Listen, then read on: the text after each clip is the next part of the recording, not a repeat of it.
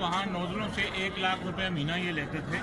اب جو انہوں نے عوامی مسائل نیوز پیپر میں متواتر یہ کوریج کی اور اس کی خبریں شائع کی، یہ 2 نمبر کام بند ہو گیا. آپ کیا سمجھتے ہیں ان کی سورس آف انکم جو ہے بند ہوئی، جب ان کو پریشانی ہوئی ہے؟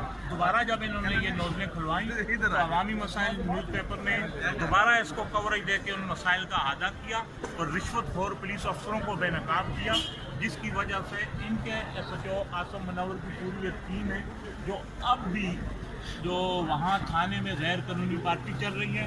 رات کو صرف پوڈریوں کو پکڑ کے نشئی افراد کو لایا جاتا ہے اور لوگوں کے گھروں میں جا کر سمجھو یہ ڈاکے ڈالتے ہیں کہ کس کس کی ہم نے تذلیل کرنی ہے. اچھا بالکل. اور میرے ساتھ انہوں نے جو انتہائی ایف آئی آر کٹنے کے بعد آئی او صاحب تھے، انتہائی ایماندار، اونیسٹ، اور یہ سندھ پولیس کی شان ہے ایسے لوگ، کیونکہ انہوں نے ایمانداری کا مظاہرہ کر کے ان پہ بھی بڑا پریشر تھا. ایسے جو ان کے کام میں مداخلت کرتا تھا، ان کا جو یہ چیزیں آپ دیکھیں کہ میرے کوئی اختیار ہونے کے باوجود جب انویسٹیگیشن میں چلا جاتی ہے ایف آئی آر تو ایس ایچ او کا جو رائٹ وہ پاور ختم ہو جاتی ہے.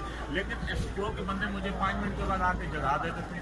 کل میری آنکھوں پہ پٹیاں باندھ کے، ساخت مردہ باندھ کے تذلیل کیا.